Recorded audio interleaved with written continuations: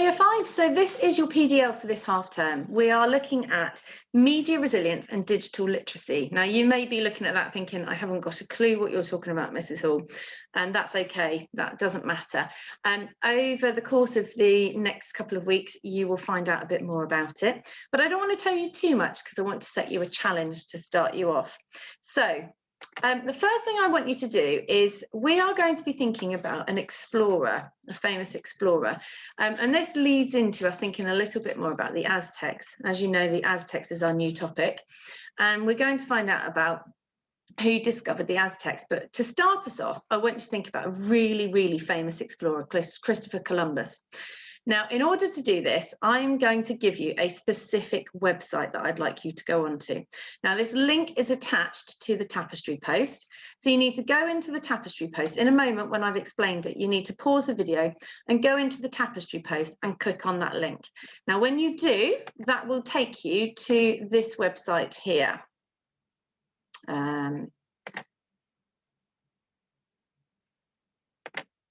Okay, it takes you to a screen that will look like this, okay? And when you get onto it, I want you to click on the tab Treasure Hunts. And then in Treasure Hunts, you will see that there's a list of explorers, and I want you to click on Christopher Columbus. Now, when you get onto that page, it gives you 3 questions. Your mission is to answer those 3 questions. So when and where was Christopher Columbus born? In what year did Columbus set sail on his first voyage? And when did Columbus die? Now, I'm being very specific about the websites that you're allowed to use. So if you see underneath here, there are 2 websites that you can use. So if you click on those websites, it will take you onto this one here, which stays within All About Explorers, which tells us all about Christopher Columbus. And then if you go back, you can then click on the second one, which is Zoom Explorers, and it takes you onto this website here. Okay, so your challenge now, you have 5 to 10 minutes, shouldn't take you too long, hopefully. I don't want you to take any longer than that, so maximum of 10 minutes. And I want you then to come back and and we'll continue with the video. So pause now, go for it with your task. Right, guys, well done. So what did you find out? I'm really hoping that you figured out that there was a problem with those websites, that actually they weren't as authentic as they seemed. They weren't reliable, because when you looked at the information and tried to answer those questions, you will have found that actually both of those websites gave you different bits of information. So we are going to be thinking today about reliability of our sources, our online sources. How reliable are the websites that we are using? Now, I know it's really tempting to, when you've got to answer a question, to type in the question in your search box, press search, and then find the very first website that gives you an answer and write it down. Especially when we're in a rush and we want to go off and do some playing, or we want to play online or whatever with our friends. It's really tempting to go, yeah, that's the answer. But it's really, really important that you actually check that your answers are reliable, that they're correct. So we're going to have a quick look, quick question then. Sorry, it's come off the page a bit there. Quick challenge, can you use the internet to find out who discovered the Aztec civilization? So who discovered the Aztec civilization? So again, you can pause the video and quickly have a little look online, see if you can answer that and come back to me when you're ready. Go. Right.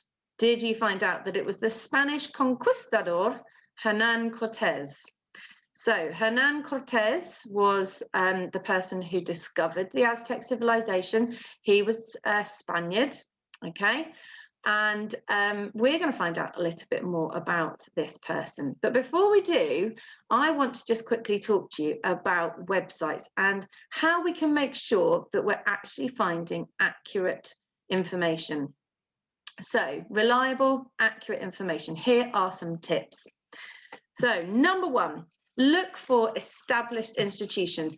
Sites like the BBC, so BBC Bite Size, Wikipedia, those sorts of sites are really, really good and are more likely to give you accurate information.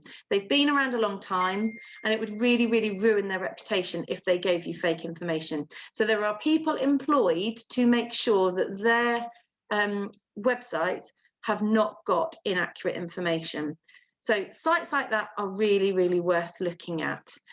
So check your sources is the first thing. Look for websites with expertise. So if you want to find out about, say, for instance, a broken leg, you wouldn't go onto a car garage website. If you wanted to find out how to fix a car, you wouldn't go onto a medical site. So you need to think really carefully about choosing a website that specializes in whatever it is that you're trying to find out about. Stay away from sites that are trying to sell you something. Generally, their information is probably likely to be quite biased. So, for instance, if it is a medical company, a medical drug company, they are going to probably make it sound like something, an illness is horrendous, so that they can sell the drugs to, or the medicines to people. So it's really, really important to be cautious of those. That's not to say you can't use those, but just be really, really cautious of websites where it's full of adverts and you can tell that they are aiming to persuade you to do something or persuade you to buy something.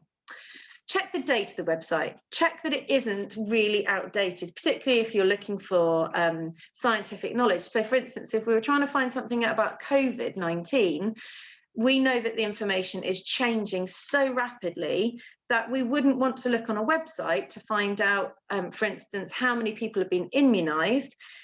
We need to check that because that's changing daily. So we need to look to see, and if you look on the webpage, you should see a section that says last updated. If that says it was last updated even in January, that's already really out of date because we know that by the day, thousands and thousands more people are being immunized. So it's really important to check the date. Now, sometimes information isn't going to change. So that might not always be a problem. You just have to decide what it is that you're looking at. Check for grammar and spelling mistakes. Basically, if it looks badly made, chances are that not very much care has been taken to actually find out whether the facts are correct. So look at it really carefully. If you can see that they've used apostrophes badly, if you can see that they've used homophones incorrectly, it's not a very good website and it's not one you're going to want to use. You certainly wouldn't expect to see those things with the BBC or Wikipedia or companies like that. Okay, and then finally, this is probably the most important one, because had you not looked on both of those websites for your Christopher Columbus task, you wouldn't have realised actually that your facts weren't correct. I gave you a website, so you probably would have trusted that it was an authentic one. It looked authentic, it was well made, so you probably wouldn't have questioned the results. But once you looked at more than one website, you realised actually that those facts weren't correct. So it's really, really important to check your information on more than one website. And if they're different on both websites, you know you're going to have to really look into it even more deeply, even more thoroughly. So I think that's probably the most important one for you to think about, because as you get older, as you go through secondary school, you're going to need to do a lot more independent research. You're going to be expected to use the internet to do this, and it's really important that you actually know how to do it. All right, so that's why we're teaching you this now. Okay, so here is your second task. Can you use the internet to find out about Hernan Cortez? Now, I've given you some information about how you can check your facts reliably, so you need to be really, really careful.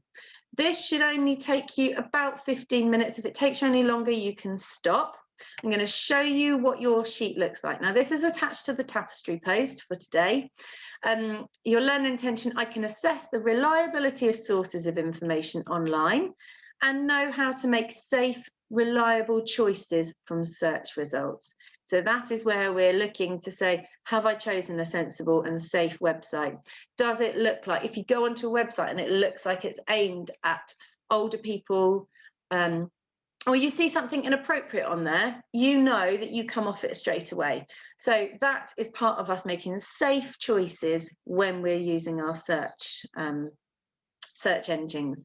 So these are the questions that I would like you to have a think about down here, okay? But just some pointers, some reminders, which websites will you use?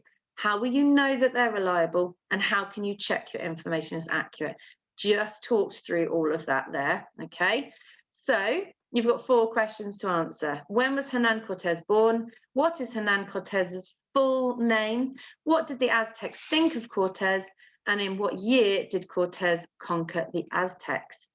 And then the second bit that I'd like you to think about is I would like you to actually write down which websites you used. Now, I shouldn't just see one website there, because if we're checking the reliability of our information, checking how accurate it is, then I should actually see at least 2 websites, if not more. Okay, don't just rely on the fact that one, even if you go on Wikipedia or BBC and you think you found all the information, you should still be checking that your facts are correct. So I should say at least 2 there. So you've got 15 minutes now to go and have a go at that activity. And then when you've done that, you can come back and rejoin me on the video. Okay, going to show you some pictures now. And I want you to think, what is the link between these pictures? How are they the same? So I'm just going to flick through them. Here we go. There's one picture. Picture number 2. Let's give you a moment to look at it. So this is Venice in Italy. Picture number 3. Picture number 4. And picture number 5. Okay, I wonder if anybody was able to spot what the link was with those pictures. Okay, if you weren't able to, and it's quite hard actually, if you weren't able to, have a look at this and see whether this gives you a better clue. Do we think that this pilot actually used a selfie stick in mid-air? No, he didn't, did he? He was on the tarmac and he took a picture using a selfie stick. And then what do you think he's done? He's photoshopped the image of the cloud in. Let's have a look at the next one. Okay, so here we go. This is what Venice actually looks like. So Venice does have waterways. That's how a lot of people travel around Venice. There's pathways and there's waterways. They don't really have roads. But it doesn't freeze over like this. This is taken from this image here, and they photoshopped the image in. Let's have a look at the next one. Same here, look. This man wasn't frantically, desperately trying to get away from this grizzly bear. There just happened to be, in fact, that might even have been photoshopped. That might not even be real. But this grizzly bear's running down the road, and they've photoshopped this person in. Obviously, this fairy is not real either. They photoshopped the fairy in. And then this one here is a really, really famous picture of some workers up on a crane way, way above an American city. It would be lovely to think that some people had the courage, and I expect some people do have the courage actually to sit up like that without being harnessed on. But it is believed that actually this isn't a real image, that this is a fake image as well. So it's been photoshopped. They all sat on a beam just above the ground, and that has been photoshopped onto an image. So that is to show you that we can't rely on everything. We can't trust our sources all the time. So, I mean, you probably already looked at those and thought, but there are some pictures that you look at and you wouldn't question because they look so real and there's not really a reason to question the image. But just be careful, because it's so easy to Photoshop things these days. So you've got to be really, really super careful. Okay, right, I'm just going to quickly show you a video now. So bear with me one moment whilst I find it.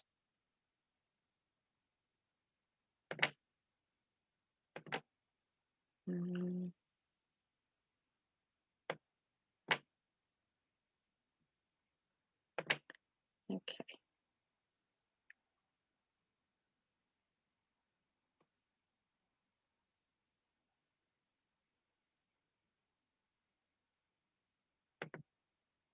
Want to know why coronavirus started? Or what might cure it? Well, search online and you'll find thousands of answers, many of which aren't true. I investigate disinformation for the BBC, and I'm often asked, who starts these rumours and who spreads them? Well, as always, the answer isn't straightforward, so I've broken them down into 5 different types.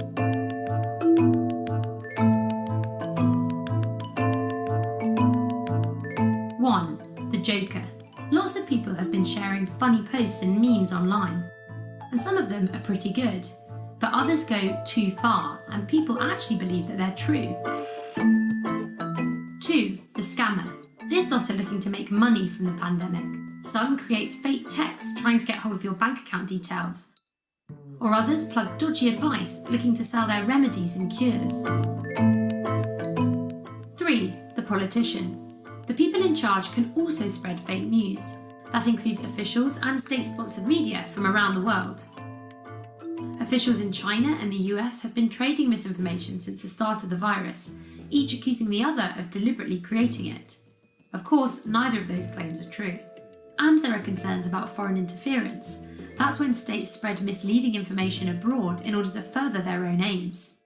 But it can be very difficult to trace interference back to the people in charge, or to figure out who are behind networks of fake accounts that are pushing misleading information.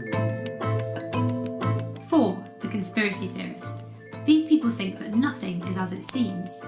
They've falsely linked 5G to coronavirus, speculated about who created it, or even suggested that coronavirus doesn't exist at all. None of these are true. These ideas have been bouncing around on the internet for a while, but they've started getting more attention as worried people look for quick answers to their questions. 5. The Insider. There's information that apparently comes from someone you'd trust, an unnamed doctor, professor, or hospital worker. But it turns out they don't exist, or if they do, it seems to be a game of Chinese whispers gone wrong. And this misinformation goes viral because it's shared, often by a relative in your WhatsApp group who passes it on just in case, or by a celebrity who amplifies it to their thousands of followers. Tech companies, media regulators, and governments decide what happens when people start and spread misinformation. But ultimately, we're all responsible for stopping its spread. Check out our top tips for spotting and stopping misleading stuff online, and think before you share.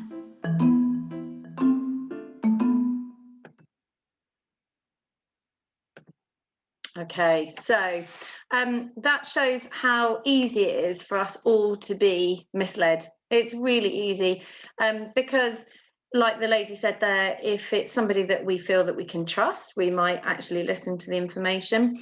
So just be really, really careful when you're taking information to not always trust it straight away.